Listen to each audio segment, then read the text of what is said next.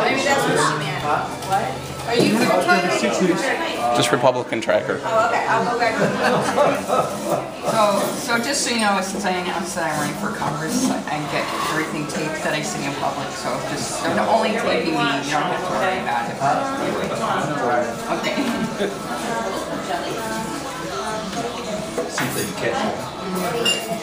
I am what I am. I'm not going to change who I am at all. It's a little bit awkward the first time at a constituent meeting because one woman was very upset about it. So I just decided it's best for me to explain right at the beginning what's going on there, and then they won't track the view. So it's a little bit. Big. Yeah. That's fancy. That's pretty fancy. I have a tremor, so I can't always write my email address very accurately. So I carry around these little slips. Great. It's very irritating when you try to write it out. Is that a 1 or an L? Oh, that's if really you write a 1 50% of the time, you write it as L, and then it wouldn't. It's a great idea. So that's what I do. So these the people up here. So anyhow, well, thanks for coming today. And I usually, you guys already met each other because I usually just do introductions around. We met just real quick. And you're from Manchester, right? Yeah, sure. Sure, Township. Great. And Hank, where are you from? Chelsea, right down the street, Bricktown condos. Okay. Across from Thompson's Pizza. Sure. I walked in there. I've walked in there. You know, I don't know if we met at your door. No, with literature about my candidacy or what issues are. Yeah, I was at the. My wife and I were at the coffee with Great. No, you look familiar, so I was like, okay. That was just before the election on the road improvement. Yeah. Oh, that's right. You had the questions about, what happened, why it's sales tax. It's interesting that you predicted it would lose, the polls had it losing about 2-1, but it lost about 4-1. Yeah. Which is interesting because there was an article in the New York Times a week or so ago about polling, the difficulty pollers face, that they're not going to be real as accurate in the future. What's the factor going off? The factor throwing off is cell phone. Because in the past, polling has all been based on robocall to landline phones. So few people have landline phones anymore. It makes it much harder to get it. Do you want coffee? Man who answers the landline that you don't know anymore. I mean, we get so many calls that we just let go of, they don't get a message anyway. So it said that it's much more expensive now. Pollsters, it's much more costly to try to get an accurate database. And at the same time, the news agencies that have paid for it have less money to spend. And so projecting it, you could reach a time when there's no more political polling. We wouldn't know until election day who won. I can usually tell because I have a lot of coffees. Oh, thank you so much. Linda. I can usually tell because I talk to a lot of people. So usually by the time, at least a week, I mean, I can tell it right away. And I kind of had a feeling about it, but, it is what it is. It's the only thing that's come out of the legislature in 10 years, so we need to do some better. So, I don't know if you heard what happened a couple weeks ago, but the House did come up with a package and it went over to the Senate.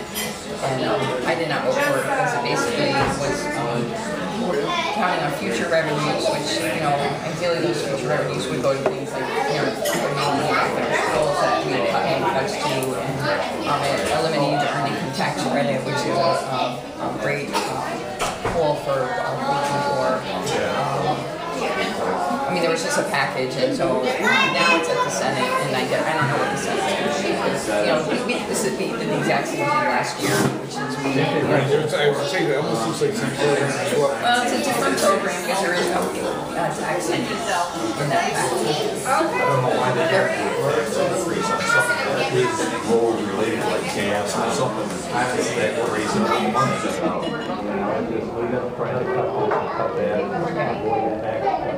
Well, the biggest problem is we did this big tax shift in 2011, and we eliminated a lot of business revenue when we eliminated Pt1. And we just did this big tax shift, and so we have conflicting revenue. It's starting to grow again, but it's not going to be.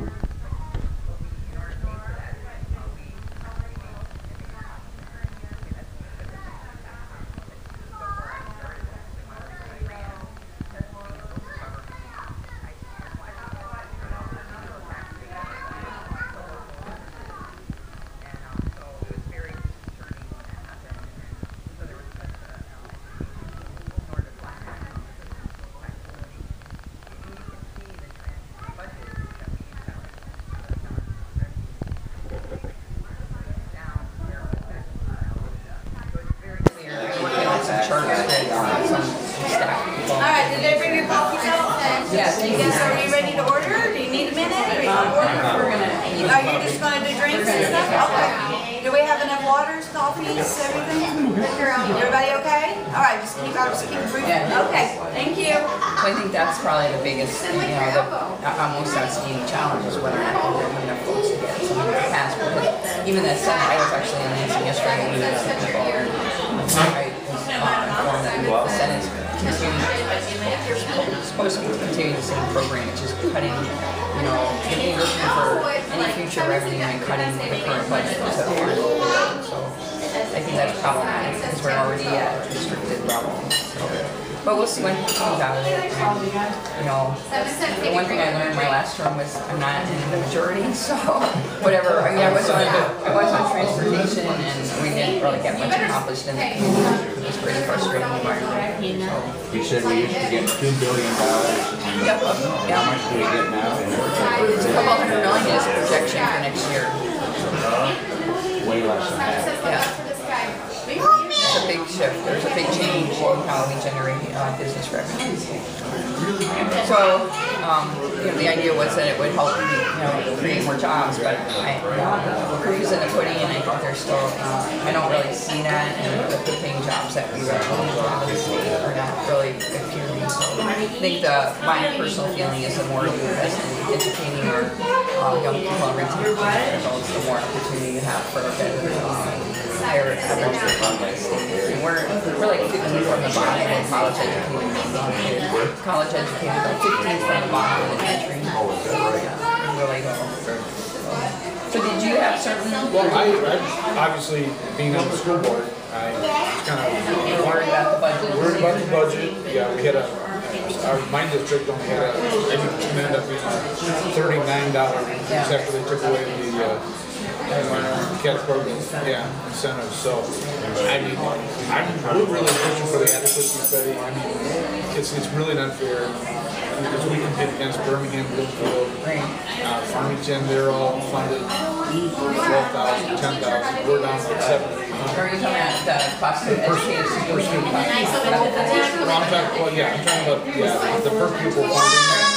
It's hard for us because we're right next, not right next door, we're very close to Farmington, and they're all funded way more than same. And it's from the formula back when Prop A got set up. So. And it's actually more equalized than it was, but there's still a big. Yeah, we're down at the bottom because of the way. So you're at like 77, 100 or whatever it is, whatever that. Manchester's pretty close to that. Yeah, and that's the problem. Sophomore. We just touched your district, obviously, but I live in your district. Yeah, I read one of the elementary schools last year. I can't remember which one. Remember which school it was in South Carolina?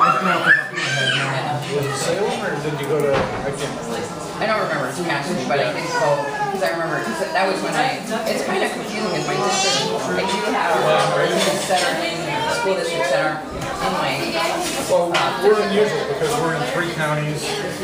But you're not actually, like Whitmore Lake is in Livingston, and a lot about that. Chelsea goes over Right, yeah. So you're right on the edge of us coming line. There's not too many in three, because we're in Washington, Oakland. Oh, yeah. Oh, that's right. That's very It is very confusing. 5 townships. So when you talk about the advocacy, You know, I think to balance out and make it a little bit more fair that the people funding the formula. And it all stems back to when Prop 8 came in, we were a very rural district, real farming, and now we're not. We're still growing, luckily, we're having increases, but probably about a 3 to 4% increase in student enrollment. Most districts right now are dropping. So luckily our voters voted in the millage for a new elementary school, which we're going to do spring of 17, spring of 16. so you have a growing population. We have a growing population because of all the growth. Everybody's moving from Livonia to Canton, coming into Lyon Township, which is up there. So we're kind of a unique situation because a lot of the districts around us. Right, Whitmore Lake's been. But Whitmore Lake is a tough situation. They're actually stabilized. I met with them. Is it? Because, yeah, they're actually doing it. I mean, they have a couple of areas too. Like they like to see the bonding be a little bit less restrictive. There's some challenges that we're trying to figure out. I would highly recommend it. I don't know. We had a task force that part of that proposal last year. One of the things that we've been pushing for is a study on the cost of educating a child, because around the country, states have done it.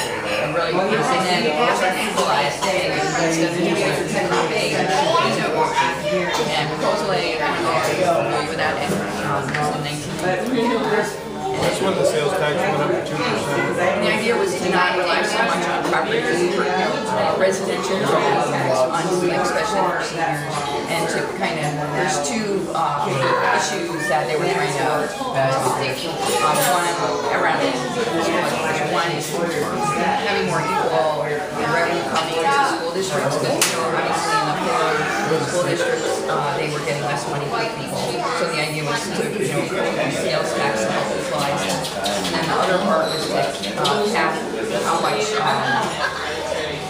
and that was the preference, was to cap how much revenue and how much tax money was received from residents, so that, before that there was the appreciation and the taxable value would go up and up, and there wasn't any ceiling.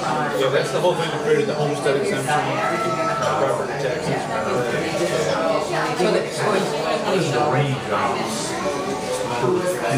Well, it runs from about 7,400, 7,500 all the way up to over 12,000, depending on the district. Well, part of it's because the higher end ones like Ann Arbor and stuff have border high, and so they have a little bit of a. They were trying not to pull them down, but really to pull other people up, so not to pull them down significantly, but residents for the high zone, and they have done that. But my understanding, talking to people,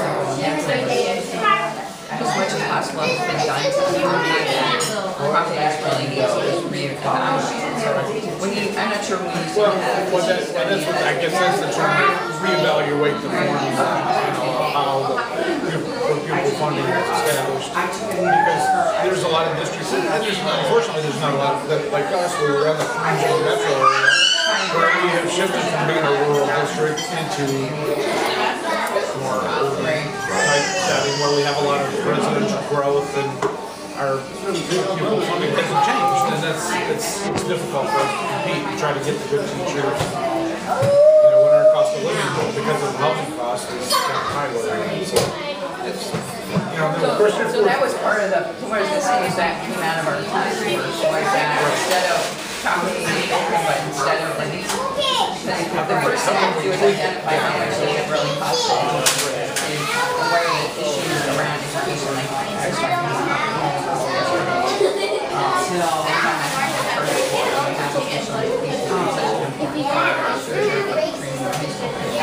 There's a lot of different things that we can be doing, but at the foundation level, it's that we have to in a different kind of environment, because obviously you have children that come from a low-income community, they need meals, they need a more social support, you know, maybe some counseling or after-school tutoring. There's a lot of other, you know, challenges in the different communities and different school districts. So that was one of the things that we put in that article. It was kind of like one of the things that we felt really important as a Democrat. Education primary to the future of our children, to sort of make sure that everybody's getting at least more education. Which, you know, so that study was supposed to be in because I don't know. So what I would say is I would work with the school board association at all. Get them to talk to the education policy. I know they're also trying to do the teacher evaluation. Well, we got this whole opt-out movement that really hit us kind of hard this year. People that are, I guess, I don't know this is I'm not necessarily pro or con of that. Out on an issue, I guess, but yeah, so there's a lot of factors. I wish we could give a better direction from Lindsay as to do with the school board policy. Well, we can try to find out. Yeah, I'm not on education, I'm on commerce and communications and technology. Working on broadband, rural broadband, and then you too? Well, it's an issue we fight because being in all these different municipalities inside our school district, we try to shift more towards having students get their homework online using Google Docs or whatever, but yet we still have a lot of families that don't have internet. And it's difficult. Actually, your supervisor, he was my first email after I started research. And he said, you know, you don't do anything. So I said, we've been working on it ever since. It's like, the weeds, you know. It's kind of frustrating, but we're plugging away and we're identifying opportunities. And there's a group, you know, there's a coalition. Get the most meetings. Yeah, that's probably why I get to some if I, you know, I know Brian comes to all. Meeting, what, this last month or a month ago? I am recently. Yeah, good. So what communities are you on? Last year I was on transportation and commerce, and I was working on broadband, and so I asked him what used to be energy and technology, but energy is a really big issue right now in the state with the renewable standard. So yeah, so we that committee was split into education and communication. So since I was working on then I'm also agriculture. Yeah. Actually, the majority of ag in Washington is in the 50% of our houses. So that's been really good. I learned a lot. No, we didn't really do very often. And I was mayor in Saline. I used to publishing things, and so I think that's one thing I'd like to see some outlets that are positive come out. So no, I learned that, you know, that's not a place where I can make, you know, really, it's really an issue of majorities. How much say do you get in the committees you're on? Do you just assign to you, or do you? I have been, especially with communications, I have been doing a lot of work with the chair because I've done a lot of research and I've learned a lot. And a lot of the way we currently do,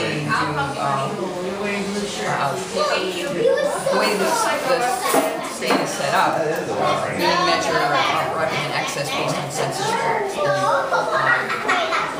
That means that in a census block, which is what, 5 to 10 square miles, and it's based on population. So it could be, if there's one person, that area has service. So we all know that. So your neighbor is 5 miles away has service that's and so that's been what's been challenging. And so we're trying to really open up the conversation. And I've met with some of the major providers, Comcast, so they're doing their own thing, but then they're providing the service that we could be getting that we need. Like you said, it's an education issue, it's a poverty issue, it's a job issue, it's an issue on so many different levels. So that's a really thing that we should be addressing in our state. So that is probably one of my main goals as far as community that I'm specific on. I'm also on elections. I think there's a lot of opportunities to, voting is a fundamental right that it's a birthright within this country that's pretty incredible that we fought for a long time before. The fact that we don't have a lot of access to elections like other states do. We're way behind. We used to be one of the leaders on elections. We don't do notice of absentee voting. A lot of other states have started doing that. We don't do online registration. We're introducing that would save money for online registration.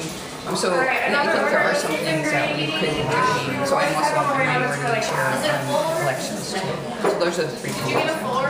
Online registrations, isn't there potential for abuse of all the people that are so good at hacking computers? Well, other states have set it up. I know Arizona has it. They save money, and I think there are.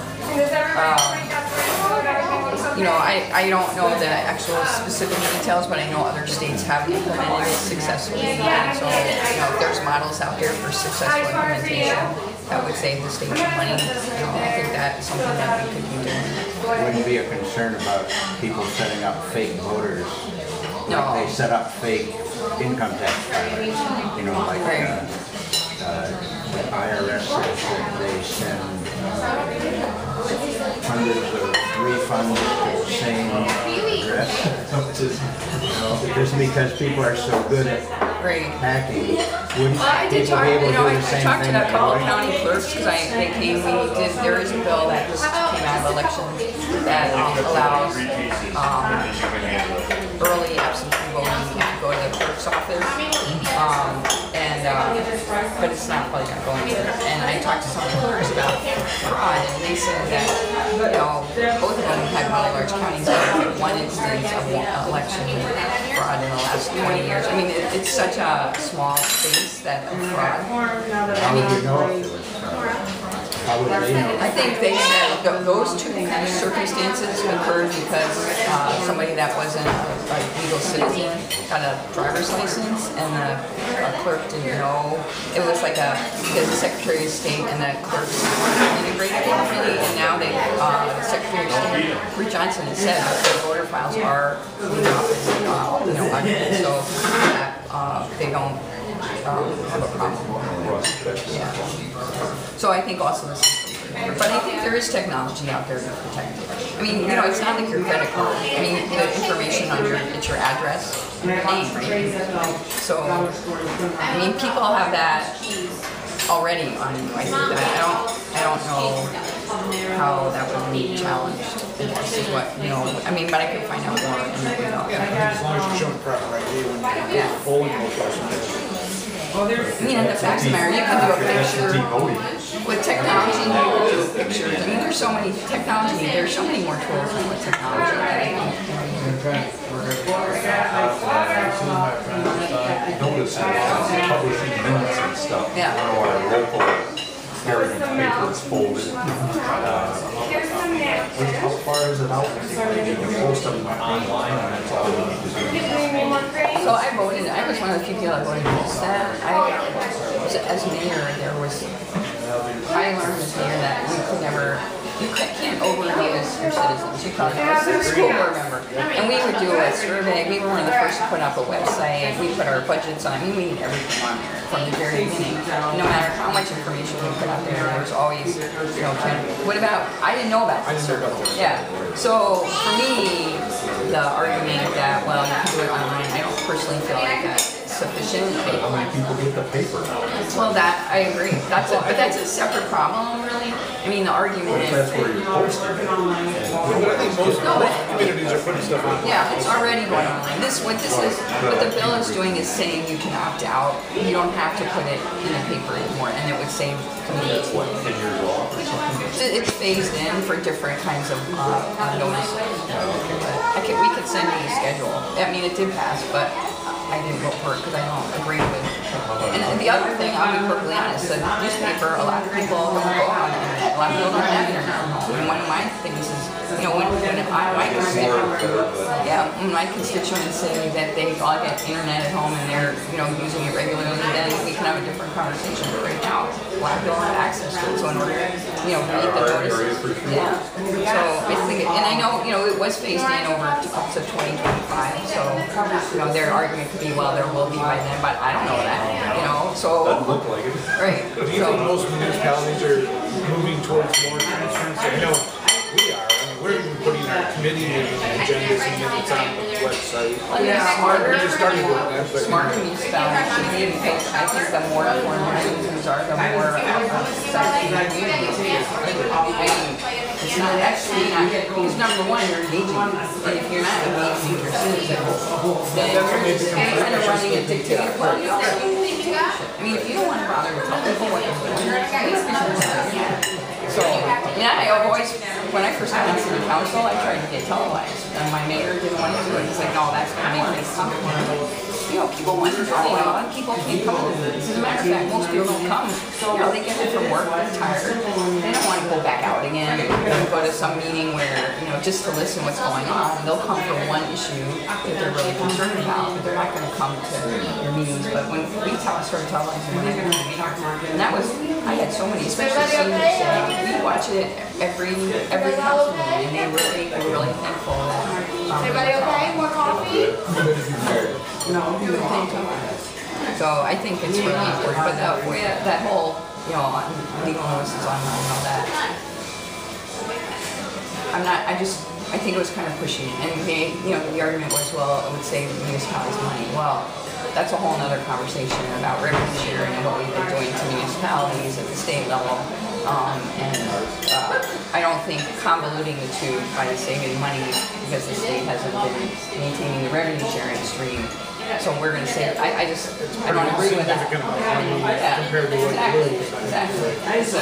And the other part about newspapers, I think, you know, we do have a problem with having newspapers. And with Washington now, that's like our major weekly. I don't know, but we have a town paper weekly that's suffering terribly. And hopefully they hold on. You know. I know a lot of communities have online, like Chelsea Update here, get the Chelsea Update online. But again, if you don't have access to the internet, so it is a problem. I know, it's a big problem. Is there also a problem with access to television reception? I haven't heard about that. Do you have that issue? Not here, but up in UP, there are people that can hardly get any TV reception at all. Really? Satellite, which includes the local stuff.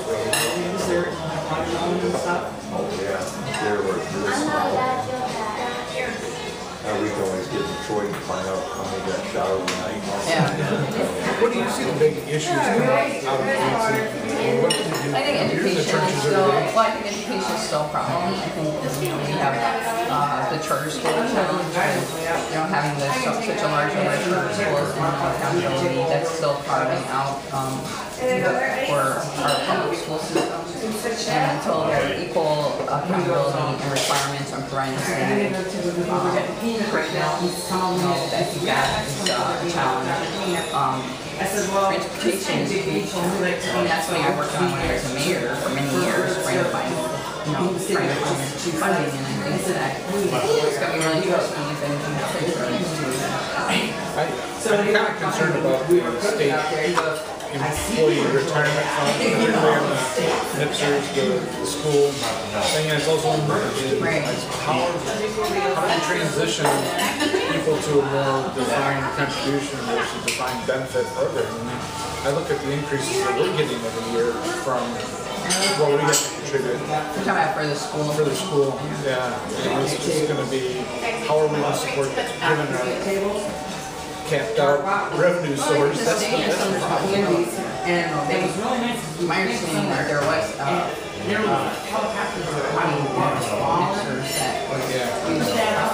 so my background is accounting, and I think, you know, if you have a set up a liability or a pension liability, you don't use it for everything. understand it was used inappropriately. And whoever did it, it doesn't really matter, but the state has a responsibility, because if that's what happened, then they have a responsibility. I think it's frustrating coming from a local school district. We have so little to say as to what that contribution is, and